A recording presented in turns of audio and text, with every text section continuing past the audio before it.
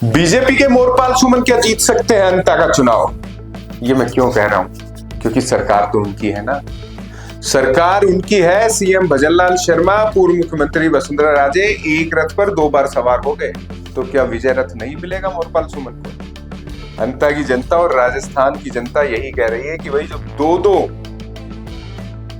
खास इंसान चुनाव जिताने के लिए जो राजस्थान में राज कर रहे हो, कर चुके हो, वो लग जाए, और जिसका प्रभारी वो सांसद हो जिसने अब तक झालावाड़ बारा में हार नहीं देखी हो, तो अपने विधायक को कैसे हारने देगा? बीजेपी मान रही है जीत 4 से 5 हजार वोटों के बीच में हो जाएगी, पहले नंबर पर रहेंगे, सरकार का फायदा मिलना तय है, और सरकार है तो सरकार जय जयकार है, ये मान रही है। मोरपाल सुमन के नाम पर वोट केवल माली के आए हैं, ये बता देता हूँ।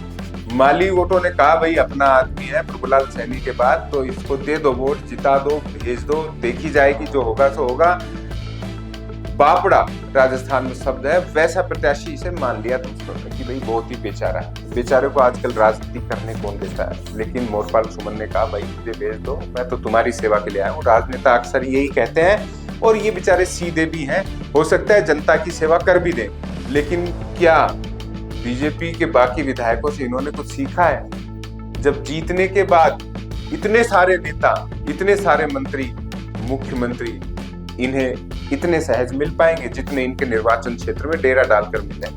जनता तो यही देखती है। खैर, वादे बहुत हुए हैं। अंता के सारे विकास मोरपाल सुमन ने कहती है मैं 3 साल में करवा दूंगा, जीत गया तो। अब मतपेटी खुलेगी तो मोरपाल सुमन अगर जीत गए तो जनता दरवाजे पे ही खड़ी रहेगी, भाई हमारे काम कराओ, काम कराओ, काम कराओ।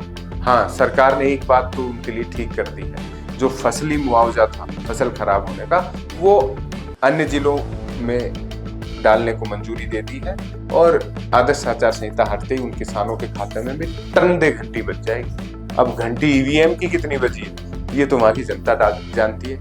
अंता में वोट मिले हैं, मांगरोल में मिले हैं, वहां कोयला में मिले हैं, शीशवाली में मिले हैं, पलायथा में मिले हैं, कहाँ मिले हैं बीजेपी को वोट, ये तय। आंतरिक राजनीति खूब हुई है, लेकिन एक बात बता दूं, ये चुनाव बीजेपी ने जबरदस्त तरीके से लड़ा। इतना जोर तो विधानसभा और लोकसभा में लगाती तो जबरदस्त तरीके से प्रदर्शन करती जितना एक सीट पे लगा दिया। कोशिश है प्रवासियों को जिस हिसाब से लेकर आए, बहुत जबरदस्त तैयारी कि भाई जो बाहर है आ जाओ, तो 5-7 हजार लोग तो लेके आए हो, बीजेपी प्रबंधन में माहिर है। तो जो वोट बीजेपी के थे उन्होंने कोशिश की हमें दे दे, नरेश मीणा के पास नहीं जाए, मुस्लिम वोट है वो चले जाए, कोई दिक्कत नहीं। अपने वोटों को सुरक्षित रखा। अब कितना रखा कि 14 तारीख को वही स्ट्रॉन्ग रूम है, वही ईवीएम है, खुलेगी पता लग जाएगा। लेकिन इतना है, सत्ता पक्ष का लाभ पूरा मोरपाल सुमन को मिला है।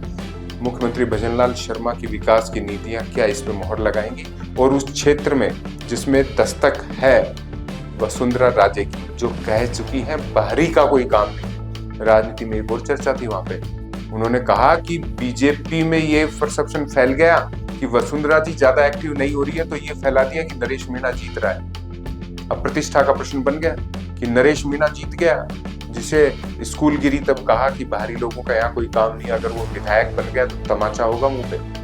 करारी बात थी, चुप गई, और राजा महाराजाओं को चुप ही चलता जाता है। अगर चुप गई ये बात तो जाहिर तौर पर आप समझ लो बीजेपी जीतेगी। हालांकि फिक्स वोट है बीजेपी कांग्रेस के, पसीना नरेश मीणा ने ज्यादा बहाया है, माहौल उसके पक्ष में ज्यादा बना है, यूट्यूबर्स के सब्सक्राइबर उसने ज्यादा बढ़ाए।